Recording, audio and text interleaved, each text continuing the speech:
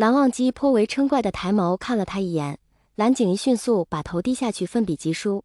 魏应当真如他自己所言，乖巧的过分，不吵也不闹地兀自画了一上午的画。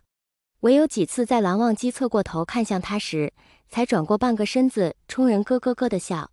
待散学后，小辈们全离去了，蓝忘机才将抓着自己抹额细节完的小小道理又抱到自己的腿上坐着，同时看了一眼孩童简笔抽象的画作，问道：画了什么？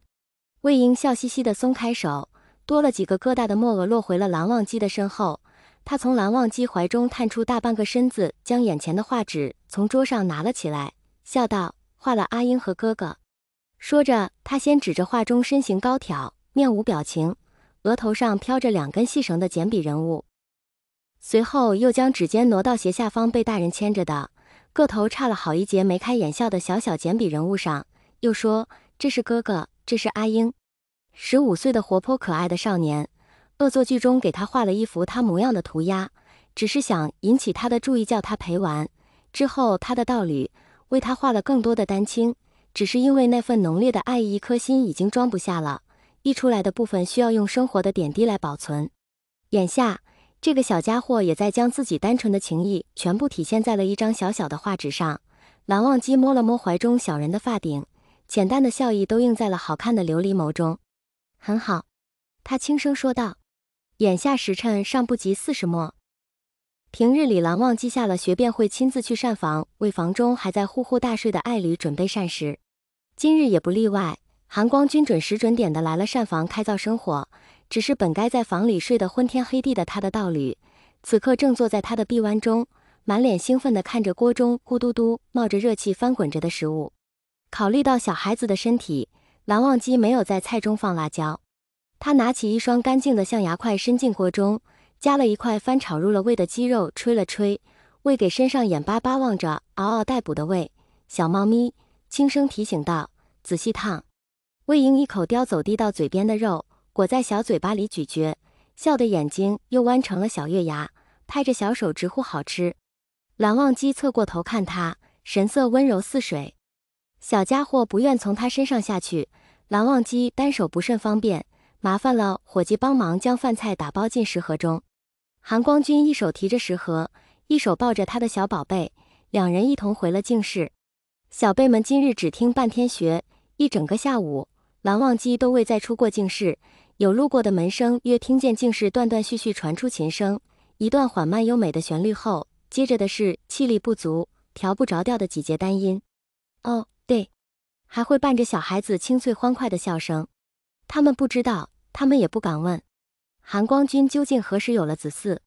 小孩子困得早，未到亥时，那小脑袋便已经同小鸡啄米般直点点。蓝忘机帮他沐浴宽衣后，轻柔地将人塞进了被褥中，裹成一团。待在榻边守到孩童呼吸平缓，才收敛了气息，轻声走进外间，将烛火调暗了几分，开始处理今日积攒下来的事物。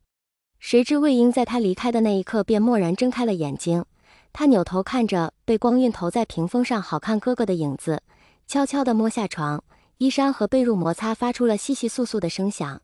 他循着光源走去，未找到适合小孩子穿着的中衣，蓝忘机便给他穿了他的。此时衣摆袖口长长的拖在地上，魏婴手中抱着枕头，光着小脚丫站在蓝忘机的对面，昏暗的烛光将孩童白皙的脸上印着的几分委屈之意照得更明显了些。蓝忘机停下手中的事，问道：怎么了？魏婴站在原地，脚趾不安地摩挲着，仿佛在说着什么丢人的事，快贴到胸前枕头上的小脸通红，声音细细的：哥哥。阿英害怕，蓝忘机起身将小道侣抱起，手一挥灭了满屋的烛火，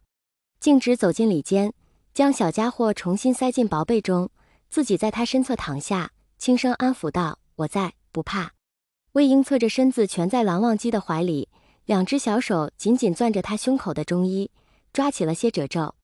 蓝忘机不以为然，微微偏了偏身子，让小人在自己身边寻得一处更为舒适的姿势，宽大的手掌贴在孩童的背脊处，轻轻上下拍抚着。